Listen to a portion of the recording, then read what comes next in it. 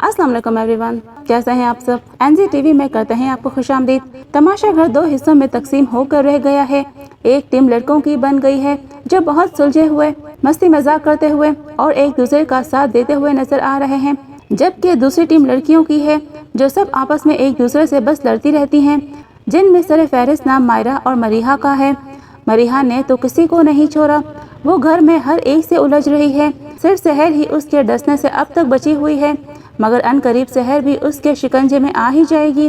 और आमना को तो उसने पहले ही अपना चेला बना लिया है। ट्रेन वाले टास्क में भी मरीहा और मायरा खूब उलझीं और दोनों ही एक दूसरे को कभी साइको तो कभी जाहिल जैसे अल्फाज से पुकारती रहीं। मगर इन दोनों में से हकीकत यही है कि मायरा ही साइको और जाहिलों की तरह एक्ट कर रही थी। बार बार बालों को ठीक करना, शोल्डर उचकाना और जोर जोर से चिल्लाने से मायरा अपने आप को बहुत स्मार्ट समझ रही थी, मगर वो टीवी पर साइको नजर आ रही थी। जबकि मरीहा बहुत कूल अंदाज में बैठी सिर्फ उसकी बातों का रिस्पॉन्स कर रही थी। उसने एक बार भी लाला जी को प्रेशराइज नहीं किया कि वो ट्रेन से उतर जाए, जबकि मायरा अपना डिसीजन और अपनी चॉइस लाला जी पर इन्फ्लुएंस करने की कोशिश करती रही और इसने लाला जी की तबीयत का भी एहसास नहीं किया।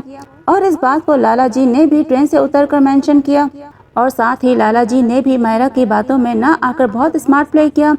फिर जब राशन लिखने का टाइम आया तब भी मायरा उमर पर गुस्सा हो गई कि मुझे पहले क्यों नहीं बुलाया। दरअसल वो सब घर वालों पर अपना होल्ड जमाना चाहती है और बहुत डोमिनेटिंग एक्ट कर रही है और चाहती है कि सब घर वाले हर काम उससे पूछकर करें। मगर ये तमाशा घर है, यहाँ हर कोई अपना मालिक खुद है। क्योंकि वो घर वालों पर हुक्मरानी नहीं कर पा रही, इसलिए वो बहुत फ्रस्ट्रेट हो रही है। इस घर में ज्यादा आगे तक वही जा सकता है जो सबका डट कर मुकाबला कर सके और गेम्स में भी स्मार्टली प्ले करे।